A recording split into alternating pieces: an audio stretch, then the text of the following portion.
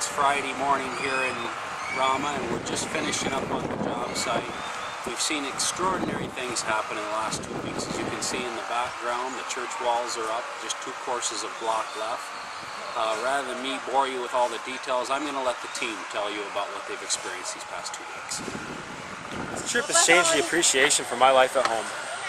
So something that really affected me, and I think affected both of us, was that living with the people and spending so much time with the kids and the families, and seeing not only how they treat us but how they treat each other, and how they care for each other, and how they're so close as a family, and just they really have true servants' hearts, and just being around that, it just really affects you to see the way that they treat each other.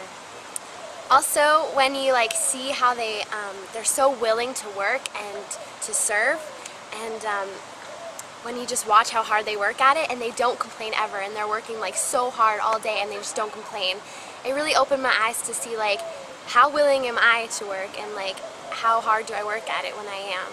I've become very impressed with the likelihood of the Nicaraguan church being successful in the long run.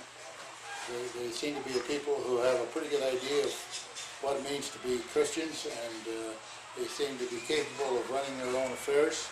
And I think the help that we provide in these sorts of projects are worthwhile and probably needed, but as far as their ability to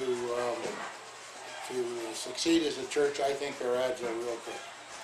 I think what has impressed me the most about the people here in Nicaragua that go to the Brethren in Christ Church here is how spiritual they are. They seem to be well versed in the Bible. It has been a lesson for me to learn that the stuff that we have at home, and I call it stuff, we don't have to survive. These people survive on nothing and do well. In response to what Ron said, in a sense, their spirituality when you hear them sing.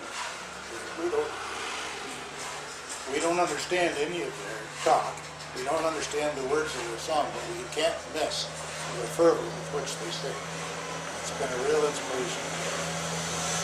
I think the biggest thing that's changed me on this is to appreciate the things that we have. It's very easy to see the people down here, and they don't have nearly as much stuff as we do, but they're happy. They go about their lives, they worship God, they're happy with the things that they have, and just the realization that we have more than enough to keep us happy and to keep worshiping God, and the help that we can offer them. This trip has changed my appreciation for the worship we do in church during Sunday. We're down here, we're doing 3 services a week, and you can't understand the preaching or the singing. You can feel the Spirit of God there with us as we do worship, even though we can't understand.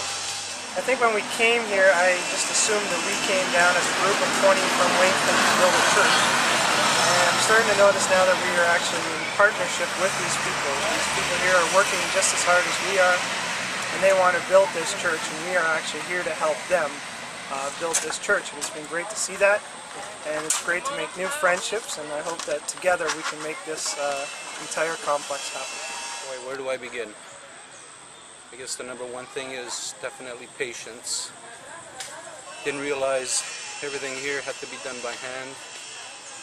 Couldn't even begin to tell you how many tons of stone I've shoveled. As you can see, sweating like crazy. The other thing would be just dealing with the locals. It's all good. We seem to communicate. I have an Italian background. It helps me quite a bit. I'm able to understand and communicate with them. Para mí es un gusto de que estén nuestros hermanos canadienses ayudándolos a levantar esta iglesia. It's my pleasure to have the Canadian group here, helping to build the church. En primer lugar, hay que darle gracias a Dios y a ellos por habernos dado la oportunidad de tener una buena iglesia como la que estamos viviendo aquí. First of all, I'd like to say thanks to God and thank you to the group to help us build a nice church like we're seeing right here.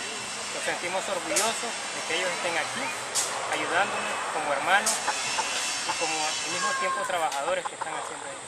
We're very proud to have them here as brothers and sisters in Christ and also as workers here.